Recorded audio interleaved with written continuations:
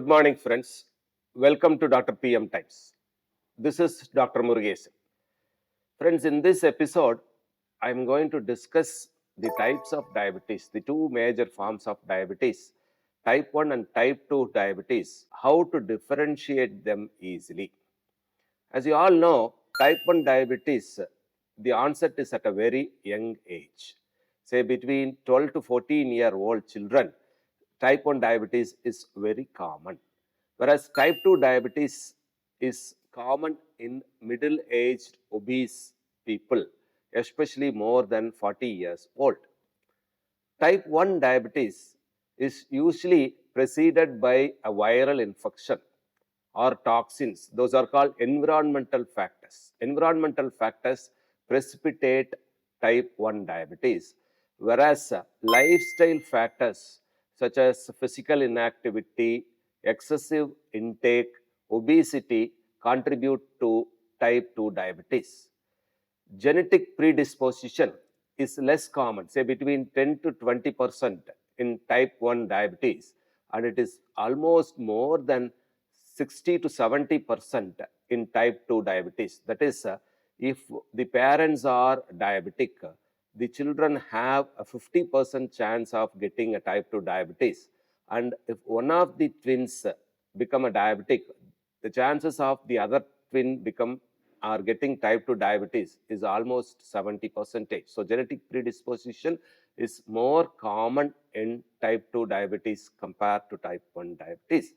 Then the onset of the disease, the progression is rapid in the case of type 1 diabetes. That is, usually the history will be like this. The child will suffer from a viral fever, a severe viral fever for 7 to 8 days. And subsequent 10 or 15th day, the child will start developing the symptoms. And within a month or so, the child becomes an established diabetic. So the onset and progression is rapid.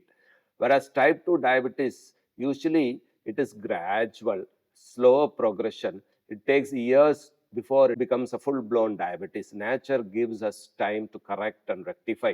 It starts with the pre-diabetes stage where there is an impaired fasting glucose, then there is an impaired glucose tolerance, then the person becomes an established diabetic, which takes good 10 to 15 years progressive time. So it is slow and gradual progression.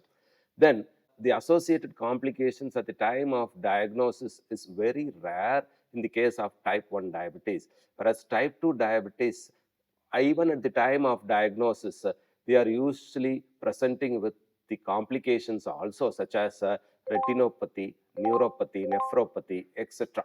Then the cause for type 1 diabetes is mostly autoimmune. That is, our system acts against our own antigens. The immune mechanism, which is supposed to act against the infected virus, detects the pancreatic beta cell or confuses it with the bacterial cell wall antigen. It acts against the pancreatic beta cell and destroys. So autoimmunity is the main cause for type 1 diabetes. Whereas for type 2 diabetes, it is mostly due to an increased insulin resistance and also a decreased insulin secretion is the primary cause. Because obesity, increased fatty acid in the cells causes increased insulin resistance, so diabetes comes in type 2 diabetes. So type 1 diabetes is usually associated with other autoimmune diseases also, like rheumatoid arthritis, systemic lupus erythematosus, etc. Whereas type 2 diabetes is not associated with any such other autoimmune disorders. Then in type 1 diabetes, diabetic ketoacidosis is the commonest complication. But as I said, in type 2 diabetes, that is because of diabetic ketoacidosis, the child usually presents with unexplained loss of consciousness, coma with labored breathing, which is called acidotic breathing. Whereas in type 2 diabetes, the complications is usually due to hyperglycemia, affecting almost all the cells, billion cells from head to foot. So they present with either nephropathy, neuropathy, or retinopathy. Rarely, if at all, they come with coma. It is due to hyperosmolar diabetic coma, not a ketoacidotic coma. Then, in type 2 diabetes, the main treatment is towards modifying the lifestyle, decreasing the food intake, correcting the body weight, making them more active, advising exercise for them. Then comes the role of drugs and if they are not controlled with drugs, insulin comes last. Whereas in type 1 diabetes, it is mainly the insulin that is deficient, because the beta cells are totally destroyed in type 1 diabetes, where there is lack of insulin secretion, whereas beta cells are normal, insulin secretion are normal, even it is increased. There is hyperinsulinemia in type 2 diabetes.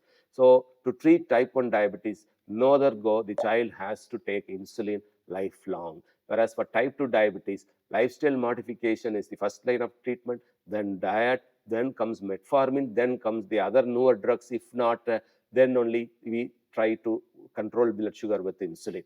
Then in type 1 diabetes, death is common, mortality is high, but because of the newer invention of drugs, because of the time we get in type 2 diabetes, mortality is lesser. Thank you, friends.